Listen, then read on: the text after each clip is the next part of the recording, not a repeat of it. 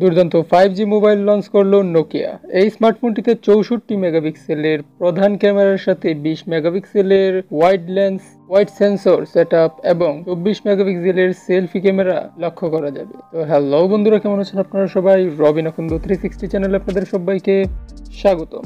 এই নিয়ে চলতি বছরের শুরুতেই প্রায় 10টি মডেলের স্মার্টফোন লঞ্চ করলো নোকিয়া। চলমান বছরে একের পর এক দুর্দান্ত স্মার্টফোন লঞ্চ করে বিশ্ববাজার দখলের লড়াইয়ে বেশ কয়েক ধাপ এগিয়ে গেল এই স্মার্টফোন নির্মাতা কোম্পানি। মাইক্রোসফটের মোহ কাটিয়ে অ্যান্ড্রয়েড জগতে নতুনভাবে পথ চলা মোটের উপর ভালোই শুরু করেছে এই স্মার্টফোন নির্মাতা কোম্পানি। সম্প্রতি ধারাবাহিকতা বজায় রেখে আরও একটি দুর্দান্ত 5G মোবাইল লঞ্চ করলো নোকিয়ার নতুন স্মার্টফোন নোকিয়া 6600 5G এর চোখ ধাঁধালো ফিচারগুলো যদি আমরা লক্ষ্য করি তাহলে আমরা দেখতে পাবো কোম্পানির তরফ থেকে জানানো হয়েছে দুর্দান্ত এই মোবাইলটিতে কর্নিং গরিলা গ্লাস 7 প্রোটেকশনের সাথে 6.5 ইঞ্চির সুপার অ্যামোলেড ফুল টাচ স্ক্রিন ডিসপ্লে দেওয়া হয়েছে। শুধু এখানেই শেষ নয়, মোবাইলটির সাথে একটি 7000 mAh এর ব্যাটারি প্যাক দেখা যাবে। ফোনটিতে প্রসেসর হিসেবে দেওয়া হয়েছে কোয়ালকম স্ন্যাপড্রাগন 86+ 5G প্রসেসর। এছাড়াও রয়েছে অ্যান্ড্রয়েড 13 অপারেটিং সিস্টেম। ফোনটি দুটি ভেরিয়েন্টে পাওয়া যাবে, 6GB র্যাম এবং 128GB রোম